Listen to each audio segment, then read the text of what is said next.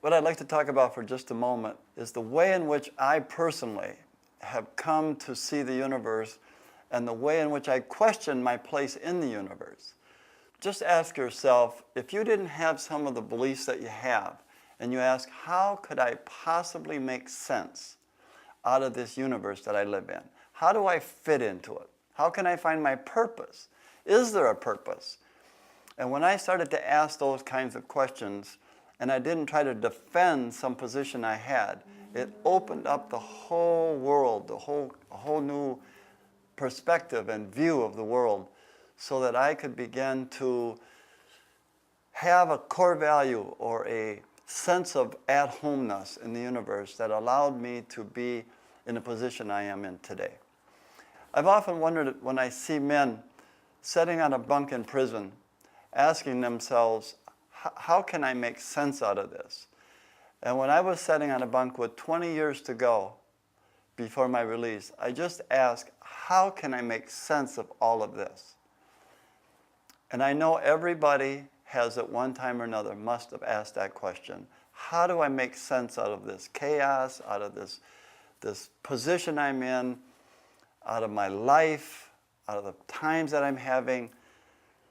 And I believe that there's ways in which we can understand the world that puts us all together in interdependency, makes life exciting, makes it more trusting, more loving, and that's what I'm working for my clients and for myself.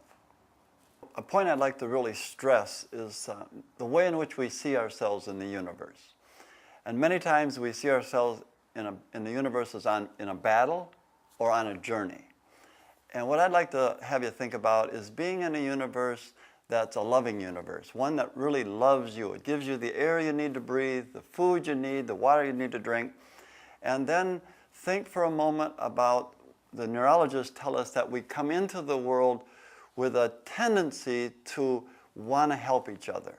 And that tendency to be loving towards each other is what makes the difference in the way in which we interact with each other.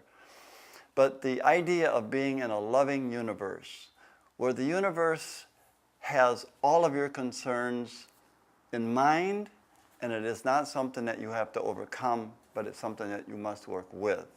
It is really a great place to be.